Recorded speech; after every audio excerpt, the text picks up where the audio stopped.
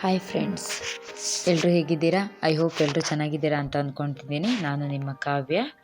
ನಾನಿವತ್ತು love marriage ಮತ್ತು arrange marriage ಬಗ್ಗೆ ಮಾತಾಡ್ಬೇಕಂತ ಅಂದ್ಕೊತಿದ್ದೀನಿ. ಇವಾಗ ಲವ್ ಮ್ಯಾರೇಜು ಪ್ರತಿಯೊಬ್ಬರಿಗೂ ಲವ್ ಅನ್ನೋ ಪದ ಅಂದರೆ ಪ್ರತಿಯೊಬ್ಬರಿಗೂ ಅಪ್ಪ ಅಮ್ಮಂಗೆ ತಮ್ಮ ಮಕ್ಕಳ ಮೇಲಾಗಿರ್ಬೋದು, ಅಜ್ಜ ಅಜ್ಜಿಗೆ ಮಕ್ಕಳು ಮೊಮ್ಮಕ್ಕಳ ಮೇಲೆ, ಪ್ರತಿಯೊಬ್ಬರಿಗೆ ಫ್ರೆಂಡ್ಸಿಗೆ, ಈಗ ಜೊತೆಲಿದ್ದ ಲವರ್ಸಿಗೆ ಮಾತ್ರ ಅನ್ವಯ ಆಗೋದಿಲ್ಲ. ಇದು ಪ್ರತಿಯೊಬ್ಬರಿಗೂ ಲವ್ ಅನ್ನೋ ಪದ ಅರ್ಥ ಅನ್ವಯ ಆಗೇ ಆಗತ್ತೆ ಅಲ್ವಾ? ಈಗ ಸರಿ, ಹಾಗಾದರೆ ಈಗ ಫಸ್ಟು ಲವ್ ಮ್ಯಾರೇಜ್ ಬಗ್ಗೆನೇ ಮಾತಾಡೋಣ. ಯಾಕಂದರೆ ನಾನು ರೀಸೆಂಟಾಗಿ ಒಂದು ಹುಡುಗಿನ ದೇವಸ್ಥಾನದಲ್ಲಿ ಮದುವೆ ಆಗೋದನ್ನು ನೋಡಿದೆ.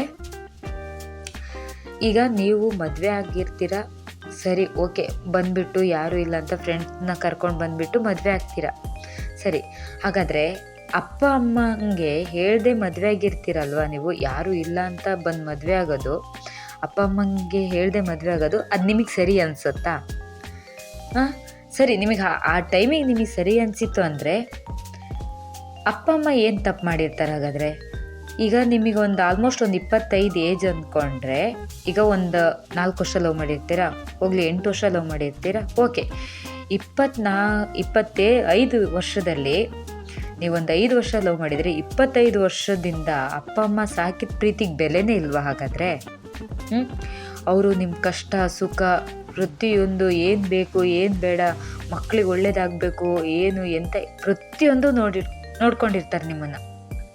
ನಮ್ಮ ಮಗುಗೆ ಅದು ಬೇಕು ಇದು ಬೇಕು, ನಮ್ಮ ಮಗನಿಗೆ ಅದು ಬೇಕು, ನನ್ನ ಮಗಳಿಗೆ ಇದು ಬೇಕು ಅಂತ ತುಂಬ ಚೆನ್ನಾಗಿ ನೋಡ್ಕೊಂಡಿರ್ತಾರೆ, ಎಲ್ಲ ಮಾಡಿರ್ತಾರೆ. ನೀವು ಯಾರಿಗೂ ಹೇಳ್ದೆ ಕೇಳ್ದೆ ಲವ್ ಮಾಡಿ ಓಡೋಗಿ ಮದುವೆ ಆಗ್ತೀರಾ, ಅದು ನಿಮಗೆ ಸರಿ ಅನ್ಸುತ್ತಾ? ಆ ಟೈಮಲ್ಲಿ ಅವರೆಷ್ಟು ದುಃಖ ಪಡ್ತಾರೆ ಅಂದರೆ, ಅವಮಾನಗಳಾಗ್ತಾವಲ್ಲ ಬೇರೆಯವರು ಮಾತಾಡೋ ಮಾತುಗಳಲ್ಲಿ, ಆದ್ದರಿಂದ ಅವ್ರ ಕೈಯಲ್ಲಿ ಸಹಿಸ್ಕೊಳ್ಳೋಕ್ಕಾಗೋದಿಲ್ಲ. ಯಾಕೊತ್ತಾ, ನೀವು ಕೂಡ ಮದುವೆ ಆಗಿರ್ತೀರಿ, ಈಗ ಸರಿ, ನಿಮಗೂ ಮುಂದೆ ಮಗು ಆಗುತ್ತೆ. ಆ ಮಗು ದೊಡ್ಡಾದಮೇಲೆ ಆ ಮಗುನೂ ಕೂಡ ಇದೇ ಥರ ಮಾಡ್ತು ಅಂದರೆ ನಿಮಗೆ ಅವಾಗ ಹೇಗೆ ಅನಿಸುತ್ತೆ? ಈಗ ನಿಮ್ಮ ಮಗು ಆದಮೇಲೆ ನಿಮಗೆ ಆದಂಥ ನಿಮ್ಮದೇ ಮಗು, ಆ ಮಗು ಖುಷಿ ಕೊಡಬೇಕು, ಎಲ್ಲ ಬಿಟ್ಟು ನಮ್ಮ ಮಗುನ ಚೆನ್ನಾಗಿ ನೋಡ್ಕೊಳ್ಬೇಕು ಅಂತ ಹೇಳಿ ನೀವು ಪ್ರತಿಯೊಂದಕ್ಕೂ ಕಷ್ಟಪಡ್ತಿರ್ತೀರ. ಆ ಮಗು ಹುಷಾರಿಲ್ಲ ಅಂದರೆ ಸಾಕು, ಆ ಮಗು ಬಿದ್ದರೆ ಸಾಕು, ಅಯ್ಯೋ ನನ್ನ ಮಗು ಬಿತ್ತು, ಹುಷಾರಿಲ್ಲ ಅಂದರೆ ಸಾಕು, ದೇವರೇ, ಪ್ರತಿಯೊಂದು ದೇವಸ್ಥಾನಕ್ಕೆ ಹೋದರೂ ನಮ್ಮ ಮಗು ಚೆನ್ನಾಗಿರಲಿ ಅಂತ ನಾವು ಬೇಡ್ಕೊಳ್ತೀವಿ ಹೊರತು ಮತ್ತೇನು ಕೇಳೋದಿಲ್ಲ. ಹಾಗಿದ್ದಾಗ ಆ ಮಗು ದೊಡ್ಡ ಆದಮೇಲೆ ಆ ಮಗುನೂ ಕೂಡ ನಿಮಗೆ ಲವ್ ಮಾಡಿ ಓಡೋಗಿ ಮದುವೆ ಆಯಿತು ಅಂದರೆ ಆ ಕ್ಷಣಕ್ಕೆ ನಿಮಗೆ ಹೇಗೆ ಅನ್ಸುತ್ತೆ? ಅವಾಗ ನಿಮ್ಮ ಪ್ರೀತಿ ಹುಟ್ಟಿದಾಗಿಂದ ಬೆಳೆಸೋವರೆಗೂ ನೀವು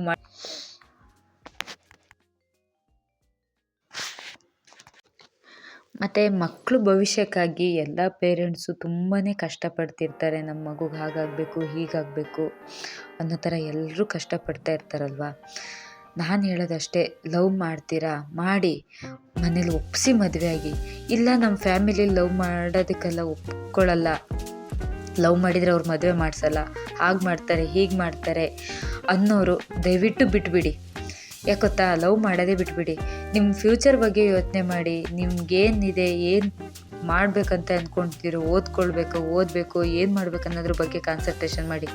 ಅಪ್ಪ ಅಮ್ಮ ನೋಡಿಬಿಟ್ಟು ಹುಡುಗ ನೋಡಿ ಮದುವೆ ಆಗ್ತಾರೆ. ಈಗ ಕೆಲವೊಂದು ವಿಷಯಗಳಂದರೆ ಅರೇಂಜ್ ಮ್ಯಾರೇಜ್ ಮಾಡಿದರೂ ಕೂಡ ಮೋಸ ಹೋಗೋರಿರ್ತಾರೆ, ಲವ್ ಮ್ಯಾರೇಜ್ ಮಾಡಿದರೂ ಕೂಡ ಮೋಸ ಹೋಗೋರ್ತಿರ್ತಾರೆ.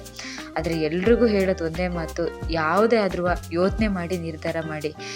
ಯಾಕೊತ್ತಾ, ಈಗ ಲವ್ ಮಾಡಿ ಮದುವೆ ಮಾಡ್ಕೊಳ್ಳೋರು ಸರಿ, ಅವಾಗ ಫಸ್ಟಿಗೆ ಮದುವೆ ಆಗೋ ಮುಂಚೆ ಲವ್ ಮಾಡಿದ ಮೇಲೆ ಇರೋ ಪ್ರೀತಿ ಮದುವೆ ಆದಮೇಲೆ ಇರಲ್ಲ ಅನ್ನೋ ಥರ ಕೆಲವ್ರ ಮನಸ್ಸಲ್ಲಿ ಆ ಭಾವನೆಗಳು ಜಾಸ್ತಿ ಆಗ್ತಾವೆ ಲವ್ ಮ್ಯಾರೇಜಲ್ಲಿ. ಯಾಕೆ ಗೊತ್ತಾ, ಮದುವೆ ಆಗೋಕ್ಕಿಂತ ಮುಂಚೆ ಬರೀ ಅವ್ರ ಪ್ರಪಂಚ ಏನಾಗಿರತ್ತಂದರೆ, ಅಪ್ಪ ಅಮ್ಮ ದುಡಿತಾ ಇರ್ತಾರೆ, ಅವ್ರು ದುಡ್ಡು ಕೊಡ್ತಾ ಇರ್ತಾರೆ, ನಿಮಗೆ ಲವ್ ಮಾಡೋದ್ರ ಬಗ್ಗೆ ಮಾತ್ರ ಕಾನ್ಸಂಟ್ರೇಷನ್ ಇರುತ್ತೆ, ಬೇರೆ ಯೋಚನೆ ಆಗಲ್ಲ ನಿಮಗೆ. ಹಾಗಾಗಿ ನಿಮ್ಮಿಬ್ಬರ ಮಧ್ಯೆ ಪ್ರೀತಿ ಇರತ್ತೆ. ಅದೇ ನೀವು ಲವ್ ಮಾಡಿ ಮದುವೆ ಆಗ್ತಿರಲ್ವ, ಆಗ ಯಾಕಂದರೆ ನಿಮಗೆ ಜವಾಬ್ದಾರಿ ಇರುತ್ತೆ, ಮದುವೆ ಮಾಡ್ಕೊಂಡು ಬಂದವಳನ್ನ ನೋಡ್ಕೊಬೇಕು ಅನ್ನೋ ಜವಾಬ್ದಾರಿ ಇರುತ್ತೆ. ಆಗ ಅವಳಿಗೆ ಪ್ರೀತಿ ಕೊಡೋಕ್ಕಾಗಲ್ಲ, ಒತ್ತಡಗಳು ಜಾಸ್ತಿ ಆಗ್ತವೆ. ಆಗ ಏನಾಗ್ಬಿಡತ್ತೆ, ಮನಸ್ಸಲ್ಲಿ ಭಿನ್ನಾಭಿಪ್ರಾಯಗಳು ಜಾಸ್ತಿ ಹುಡ್ತವೆ. ಈಗ ನನಗೆ ನನ್ನ ಮದುವೆ ಹುಡುಗ ನನ್ನನ್ನು ಈಗ ಜಾಸ್ತಿ ಲವ್ ಮಾಡ್ತಿಲ್ಲ, ಹಾಗೆ ಹೀಗೆ ಅಂತ. ಅದು ಯಾಕೆ ಅಂದರೆ ಇಷ್ಟೇ, ನಿಮ್ಮ ಮಧ್ಯೆ ಇರೋ ಮಿಸ್ಅಂಡರ್ಸ್ಟ್ಯಾಂಡಿಂಗ್ಗಳು, ಅದನ್ನು ಸರಿ ಮಾಡ್ಕೊಳ್ಳಿ. ಆದಷ್ಟು ಯಾರದೇ ಆಗಲಿ ಜೀವನ ಚೆನ್ನಾಗಿರೋ ಥರ ಮಾಡ್ಕೊಳ್ಳಿ. ನಿಜವಾಗ್ಲೂ ಜೀವನದಲ್ಲಿ ಯಾವತ್ತೂ ಹಾಳು ಮಾಡ್ಕೊಳಕ್ಕೆ ಹೋಗ್ಬೇಡಿ. ಯಾಕೊತ್ತಾ, ಈಗ ಕಳೆದಿರೋಂಥ ಟೈಮು ಮತ್ತೆ ಬರೋದೇ ಇಲ್ಲ ಅಲ್ವಾ? ಹಾಗಾಗಿ ಅಪ್ಪ ಅಮ್ಮ, ಈಗ ಹೆಣ್ಮಕ್ಳಿಗೆ ಅಪ್ಪ ಅಮ್ಮ ಎಷ್ಟು ದಿನ ಇರ್ತಾರೆ, ಮದುವೆ ಮಾಡಿ ಗಂಡನ ಮನೆ ಕಳ್ಸೋದಂಕ ಇರ್ತಾರೆ, ಹೌದಲ್ವಾ? ಆಮೇಲೆ ಗಂಡನ್ನೇ ಜವಾಬ್ದಾರಿ ಹೆಣ್ಮಗಳನ್ನ, ಹೌದು ತಾನೆ? ಹಾಗಾಗಿ ಅವ್ರು ಮದುವೆ ಮಾಡ್ಕೊಡೋ ತನಕ ವೆಯ್ಟ್ ಮಾಡಿ ಅಲ್ವಾ? ಈಗ ಸರಿ, ಪೇರೆಂಟ್ಸ್ಗಳಿಗೂ ಒಂದು ಮಾತು, ಅಪ್ಪ ಅಮ್ಮ ಹಾಕ್ಕೊಂಡು ಈಗ ನನ್ನ ಮಗ ಅಷ್ಟು ಲವ್ ಮಾಡ್ತಿದ್ದಾನೆ, ನನ್ನ ಮಗಳು ಇಷ್ಟು ಲವ್ ಮಾಡ್ತಿದ್ದಾಳೆ ಅಂತ ಅಂದರೆ ಅವ್ರನ್ನ ನೋಡಿ ವಿಚಾರಿಸಿ, 4 ಕಡೆ ವಿಚಾರಿಸಿ ನೋಡಿ ಮದುವೆ ಮಾಡಿಕೊಡಿ ಅವ್ರನ್ನ. ಅದ್ರಲ್ಲಿ ತಪ್ಪೇನಿಲ್ಲ. ಆದರೆ ಅವರು ವಿಚಾರಿಸಿ ಅವ್ರ ಬಗ್ಗೆ ನೆಗೆಟಿವ್ ಏನಾದ್ರು ಬಂತು ಅಂದರೆ ಒಂದು ಜೀವನನ ಹಾಳು ಮಾಡೋಕ್ಕೆ ಹೋಗ್ಬೇಡಿ. ಈಗ ಸರಿ, ನೀವು ಅರೇಂಜ್ ಮ್ಯಾರೇಜ್ ಮಾಡಿದರೂ ಕೂಡ ಕೆಲವೊಂದೊಂದು ನೋಡಿದಿರಲ್ವಾ? ಈಗ ನಾವು ನೋಡೇ ಇರ್ತೀವಿ, ಟಿ ವಿ ನ್ಯೂಸ್ನಲ್ಲಿ ಎಲ್ಲದರಲ್ಲೂ ನೋಡಿರ್ತೀವಿ. ಅಷ್ಟೊಂದು ವರದಕ್ಷಿಣೆ ತೊಗೊಂಡ್ರು, ಇಷ್ಟೊಂದು ವರದಕ್ಷಿಣೆ ತೊಗೊಂಡ್ರು, ಮಗಳಿಗೆ ಮೋಸ ಮಾಡಿದರು, ಎಲ್ಲ ಪ್ರತಿಯೊಂದು ವಿಷಯಗಳು ನಡೀತಿರೋವಂಥದ್ದೇ ಅಲ್ವಾ? ಈಗ ಹೇಗೆ ಮಾಡಿದರೂ ಜೀವನ ಭಾಳ ಕಷ್ಟ ಅಲ್ವಾ? ಕೆಲವರು ದುಡ್ಡಿನ ಹಿಂದೆ ಹೋಗ್ತಾರೆ, ದುಡ್ಡಿದೆ ಅಂತ ಮದುವೆ ಮಾಡಿಕೊಡ್ತಾರೆ. ಕೆಲವರು ಇನ್ನೇನು ಕಷ್ಟ ಅಂತ ಹೇಳ್ಬಿಟ್ಟು ಮದುವೆ ಮಾಡಿಕೊಡ್ತಾರೆ. ಅಪ್ಪ ಅಮ್ಮ ಹುಡ್ಕೋಕ್ಕಾಗಲ್ಲ ಅಂತ ಮದುವೆ ಮಾಡಿಕೊಡ್ತಾರೆ. ಯಾರೋ ತಂದಿದ್ದ ಸಂಬಂಧಕ್ಕೆ ನಿಮ್ಮ ಮಗಳಿಗೆ ಮದುವೆ ಮಾಡಿಬಿಟ್ರೆ ಮುಂದೆ ನಿಮ್ಮ ಮಗಳು ಚೆನ್ನಾಗಿರ್ತಾಳಂತ ನಿಮಗೆ ಅನ್ಸತ್ತಾ? ಇಲ್ಲ ಅಲ್ವಾ? ಹಾಗಾಗಿ ಯೋಚನೆ ಮಾಡಿ ನಿರ್ಧಾರ ಮಾಡಿ ಅಲ್ವಾ? ಸರಿ, ಹಾಗಾದರೆ ಈಗ ನಾವು ಕೂಡ ಯೋಚನೆ ಮಾಡಿ ನಿರ್ಧಾರ ಮಾಡಬೇಕು. ಕೆಲವೊಂದು ಮಕ್ಕಳು ಕೂಡ ಅಪ್ಪ ಅಮ್ಮನ ಬಗ್ಗೆ ಯೋಚನೆ ಮಾಡಿ, ಅಪ್ಪ ಅಮ್ಮ ಮಕ್ಕಳ ಬಗ್ಗೆ ಯೋಚನೆ ಮಾಡಿ ಅಲ್ವಾ? ಅದ್ರಲ್ಲಿ ತಪ್ಪೇನಿಲ್ಲ. ನಿಜವಾಗ್ಲೂ ಜೀವನ ಅಂದರೆ ಹಾಗೆ ಅಲ್ವಾ? ಎಷ್ಟೊಂದು ವಿಷಯಗಳು ನಮ್ಮ ಕಣ್ಣು ಎದುರುಗಡೆನೇ ನಡೀತಾ ಇದ್ರು ಕೂಡ ನಾವು ಅದನ್ನು ನೋಡ್ಕೊಂಡು ಸುಮ್ಮನೆ ಇರ್ತೀವಿ, ನಮಗೆ ಯಾಕೆ ಅನ್ನೋ ಥರ. ಅದೇ ನಮ್ಮ ಜೀವನದಲ್ಲಿ ಬಂದ ಮೇಲೇ ಗೊತ್ತಾಗೋದ್ರು ಅದ್ರ ಮಹತ್ವ ಏನು ಅಂತ. ಅದಕ್ಕೆ ಹೇಳೋದು, ಎಷ್ಟೇ ಆದರೂ ಆಲ್ಮೋಸ್ಟ್ ಲವ್ ಮಾಡಿ ಓಡೋಗಿ ಮದುವೆ ಆಗಕ್ಕೆ ಹೋಗ್ಬೇಡಿ. ಯಾಕಂದರೆ ಆ ಕ್ಷಣಕ್ಕಾದಂಥ ಅವಮಾನ ಅದೆಷ್ಟು ದುಡ್ಡು ಕೊಟ್ಟಿದ್ರು ಮತ್ತೆ ಸಿಗೋದಿಲ್ಲ. ತಂದೆ ತಾಯಿನ ಮಿಸ್ ಮಾಡ್ಕೊಳಕ್ಕೆ ಹೋಗ್ಬೇಡಿ. ಆಮೇಲೆ ನೀವು ತಂದೆ ತಾಯಿ ಆದಾಗ ಆ ಫೀಲ್ ನಿಮಗೆ ಗೊತ್ತಾಗತ್ತೆ ಹೊರತು ಇಲ್ಲ ಅಂದರೆ ಅಲ್ಲಿ ತನಕ ಗೊತ್ತಾಗೋದಿಲ್ಲ ನಿಮ್ಮ ತಂದೆ ತಾಯಿ ಬೆಲೆ ಏನು, ಅಣ್ಣ ತಮ್ಮರ ಬೆಲೆ ಏನು.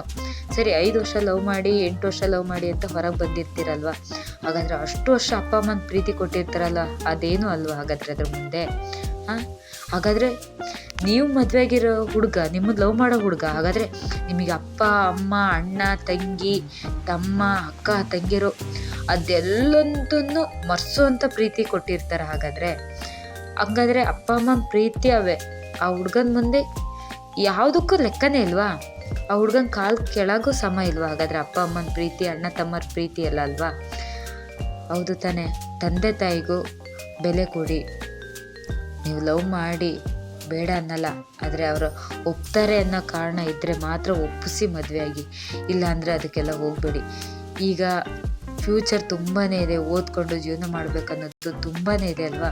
ಹಾಗಾಗಿ ನಿಜವಾಗ್ಲೂ ಜೀವನನ ಹಾಳು ಮಾಡ್ಕೊಳಕ್ಕೆ ಹೋಗಬೇಡಿ. ಈಗ ಬಂದು ಮದುವೆ ಆಗೋದೆಲ್ಲ ಬಿಟ್ಬಿಟ್ಟು ಆರಾಮಾಗಿ ಅರೇಂಜ್ ಮ್ಯಾರೇಜ್ ಆಗಿ. ಮತ್ತೆ ಮುಂದಿನ ಮಾತಲ್ಲಿ ಸಿಗ್ತೀನಿ. ಧನ್ಯವಾದಗಳು ಫ್ರೆಂಡ್ಸ್.